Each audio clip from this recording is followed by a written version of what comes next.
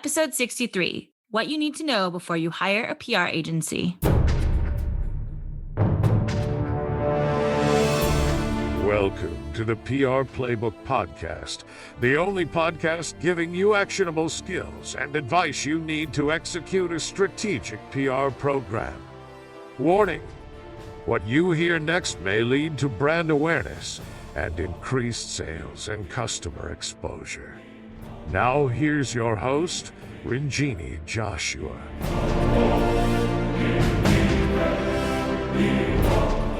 Hello and welcome to episode 63, your pre-PR agency checklist. I think it's important to know that when you decide to partner with a PR agency, you're going to be required to do some work.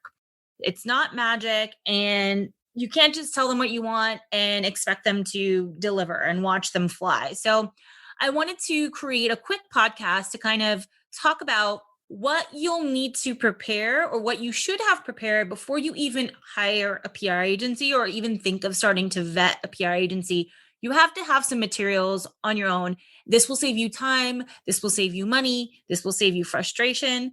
So you really want to set your own expectations. And it's really important for a fruitful relationship and campaign to just have these materials ready in advance or have these expectations set in advance. I just recently onboarded with a service partner, and I wish I was told what they needed before.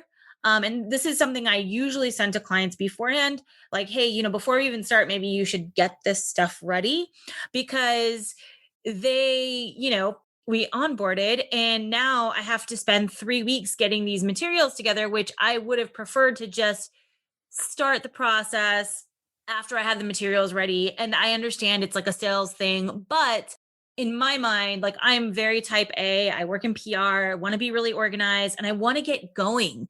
So as soon as I start with a new group of people or a new service provider, I want to get going. And so I don't want to become a bottleneck. And this happens sometimes when we have new clients, they become the bottleneck for us to actually get started. So we do need assistance from you. So I thought it might be a great opportunity to give you kind of the information that you need of what your PR team is going to need when you get started with them, so that you can be mentally prepared and hopefully physically prepared as well.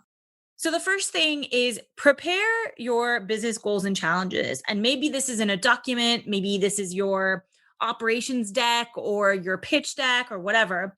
PR is really similarly in line with brand and reputation. And some might argue it's one and the same.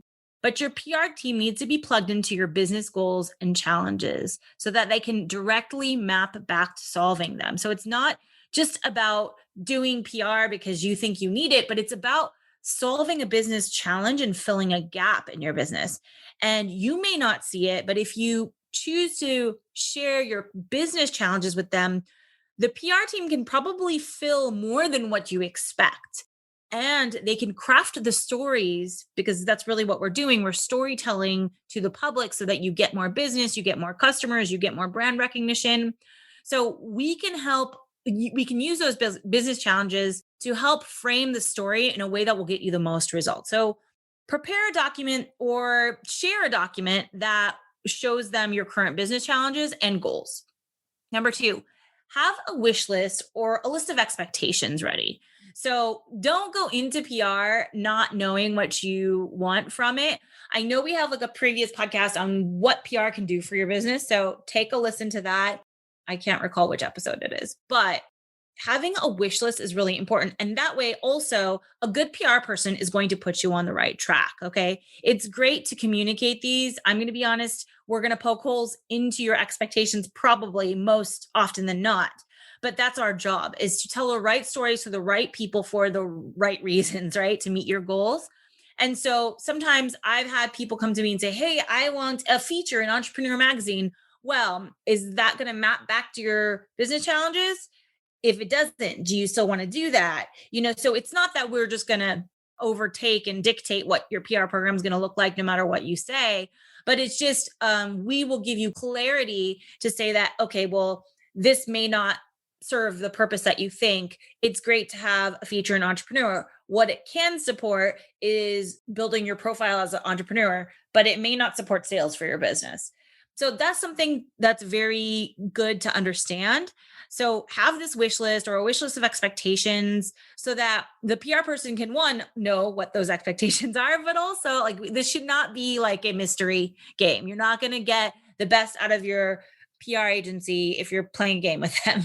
So one, tell them exactly what you want. Tell them what you want and then let them explain to you what does and what doesn't work because that's our job as professionals doing this for a long time. There could be nuances that you don't know about, and I do this often with clients. They probably don't always want to hear what I have to say, but it's not always in favor of what their plan is.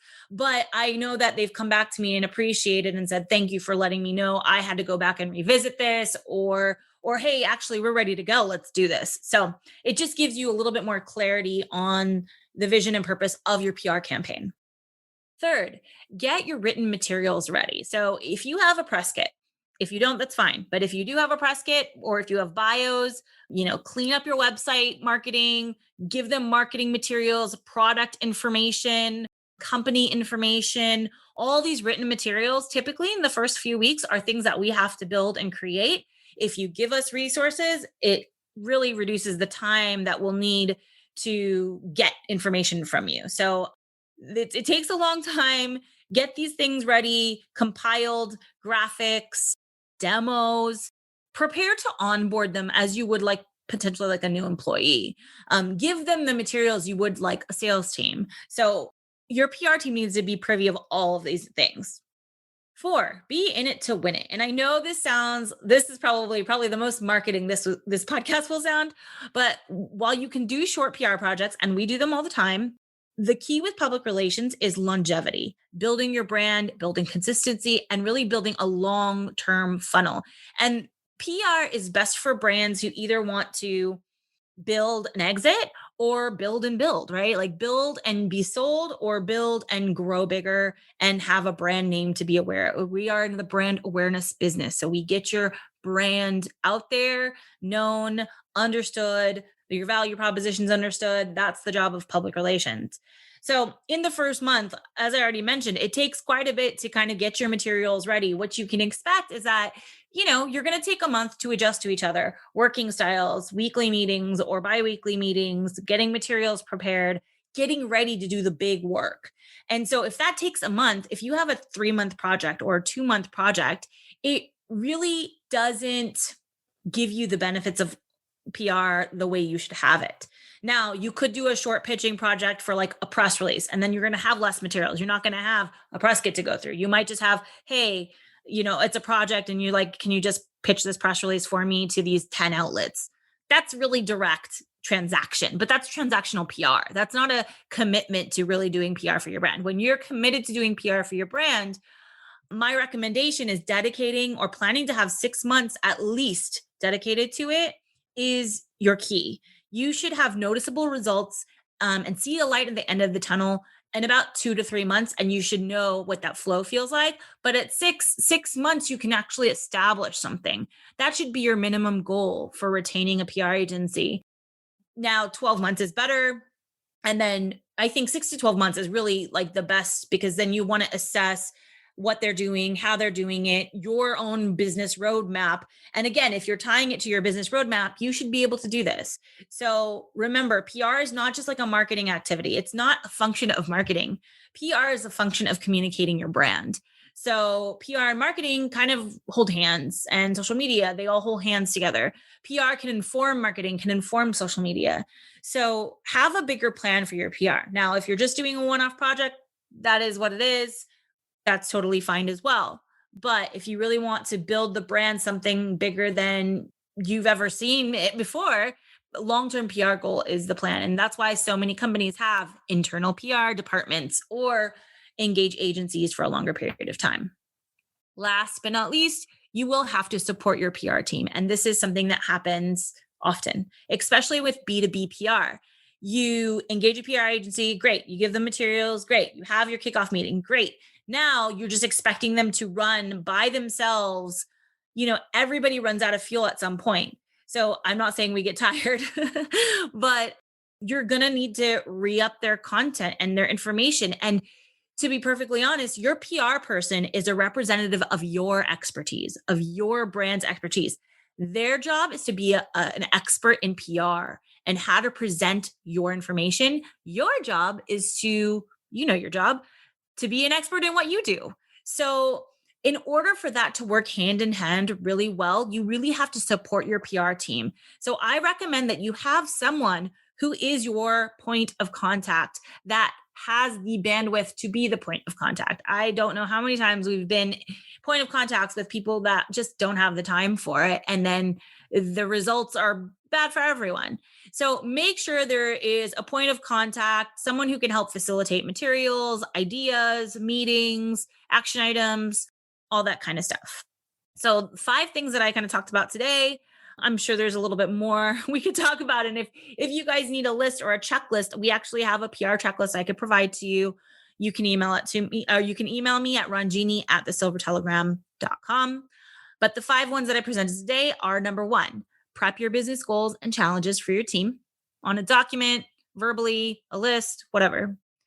2, have a wish list or a list of expectations. What do you expect to get out of the engagement? What do you expect to get out of PR in general? 3, have your written materials ready, marketing materials, website. If you're going to update your website, do it before you engage, or if you need help with it, do it while you engage if you need help with messaging. Be in it to win it. Number 4, be in it to win it. So try to shoot for a 6-month project. And I'm going to say a good PR agency is going to charge anywhere, a boutique agency will charge anywhere from like $4,000 to $8,000 a month, depending on the scope of work. A larger PR agency is going to anywhere from $5,000 to $25,000 to $50,000 a month. It just depends on your scope. I would say a really nice budget, it would be $25,000 for 6 months. So about $5,000 a month. And last but not least, number 5, you will have to support your PR team. So make sure you have the time to support them, at least, especially, not at least, especially in the first month. Be willing to invest 10 to 20 hours to get them up to speed, to be available for them. And also realize, like, when you guys do start doing media relations, you're going to have to be available for the meetings.